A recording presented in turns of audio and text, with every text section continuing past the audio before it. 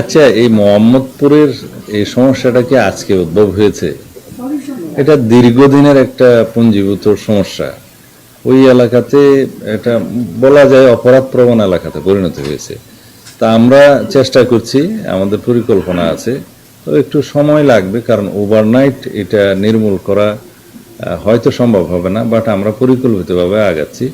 ওই এলাকার জন্য আমাদের একটা বিশেষ নজর আছে, যেহেতু ওখানে ডেন্সলি পপুলেটেড এবং অধিবাসীদের মধ্যে অনেকেই, আমি এটা ব্লেম করতে চাই না, ওখানে একটু মাদকের বিস্তারও বেশি।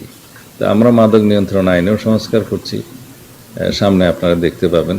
আর জুয়া, অনলাইন জুয়া, বেটিং এগুলোর জন্য আলাদা আইন নিয়ে আসছি, কারণ অভিযুক্তদের, অপরাধীদের ধরার পরে খুব বেশি দিন আটকে রাখা যাচ্ছে না ওই আইনের কারণে। সুতরাং এটা যুগোপযোগী আইন করা দরকার, কারণ যে আইনটা এখন আছে জুয়া এবং অনলাইন জুয়া, এগুলো অ্যাড্রেস করা হয়নি। 1867 সনের যে জুয়া আইনটা আছে, এটা বর্তমানের জন্য ওটা কাজ করছে না। তো এই আইনটা করার পরে আমরা উপযুক্ত আদালতের ইখতিয়ারও ওখানে নির্ণয় করব, এবং সেই হিসাবে আধুনিক প্রযুক্তির মাধ্যমে এগুলো অ্যাড্রেস করতে হবে।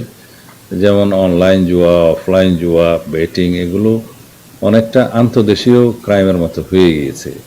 তো সেগুলো অ্যাড্রেস করার জন্য আধুনিক আইন দরকার, সেদিকে আমরা যাচ্ছি। এই আগামী সেশনে পার্লামেন্টের সেই আইনটা উত্থাপন করার চেষ্টা করব। তারপরে আমরা অর্গানাইজড ওয়েতে এগুলো অ্যাড্রেস করবো ইনশাআল্লাহ। এই জুয়ার সাথে মাদকও জড়িত, এবং জুয়া এবং মাদকের সাথে অর্থ পাচারও জড়িত, মানি লন্ডারিংও জড়িত, এগুলো সব একসাথে করা হবে। বর্ডারে আমাদের বিজিবি অ্যালার্ট আছে, আমরা যে কোনো রকমের ইলিগেল পুশ ইন বা পুশ ব্যাক এগুলোর বিপক্ষে। কিন্তু যদি বাংলাদেশের কোনো সিটিজেন কোনো কারণেই হোক, যদি সেই দেশে যে থাকে, তাদের যদি ন্যাশনাল আইডি আইডেন্টিফিকেশন ভেরিফিকেশন করা হয়, আমরা এটাকে বলি যে ন্যাশনাল আইডি ভেরিফিকেশন করে যদি কেন্দ্রীয় সরকারের তরফ থেকে সেরকম কোনো তালিকা আমাদের পররাষ্ট্র মন্ত্রণালয়ে প্রেরণ করে, তারা সেটা আইনানুগভাবে রিপেট্রিয়েশন প্রসেসটা ফলো করবে। সেরকম কোনো বিষয় আমাদের কাছে এখনো পর্যন্ত পেন্ডিং নাই। যদি অতীতে পেন্ডিং থাকে, সেটা অবশ্যই সেভাবে লিগেলি অ্যাড্রেস করা হবে।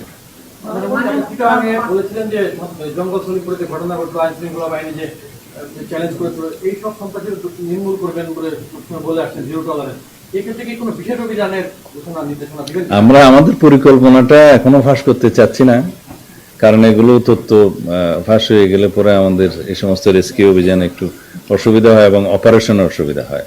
তা আমরা ওখানে জঙ্গল সলিমপুরে যারা অধিবাসী আছে, তারা যে কোনো কারণেই হোক সরকারি খাস জায়গায় বসতি স্থাপন করেছে দীর্ঘদিন যাবৎ, আমরা বলেছি আমরা তাদেরকে উচ্ছেদ করব না। যদি কখনো প্রয়োজন হয় সেই জায়গায় সরকারি স্থাপনা হয়, বিভিন্ন প্রতিষ্ঠান যায়, তখন প্রয়োজন অনুসারে সে ক্ষেত্র মতে রিহেবিলিটেট করা হবে, পুনর্বাসন করা হবে। সেটা আমরা ঘোষণা দিয়ে এসেছি, আমরা কাউকে উচ্ছেদ করব না। তবে ওখানে সন্ত্রাসীদের কোনো আস্তানা আমরা রাখবো না, এটা নির্মূল করা হবে। সেজন্য একটু সময়ের দরকার, আমাদের কিছু কৌশল আছে, সেগুলো সব এখানে বলে ফেলা ঠিক হবে না।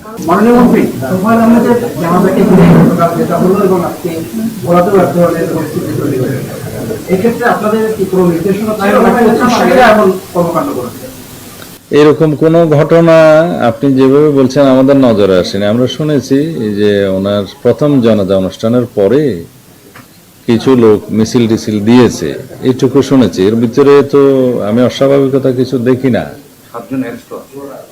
হ্যাঁ, তারা হয়তো অন্য কোনো মামলায় আসামি আছে বা অন্য কোনো শৃঙ্খলতা করেছে, সেই জন্য হয়তো আইন শৃঙ্খলা রক্ষাকারী বাহিনী যেটা করা দরকার সেটা করেছে।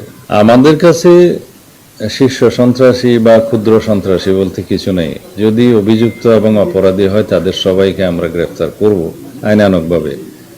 আর জামিন দেওয়ার এখতিয়ার তো আদালতের, আদালতের কাজ করেছে, আমরা আমাদের কাজ করব।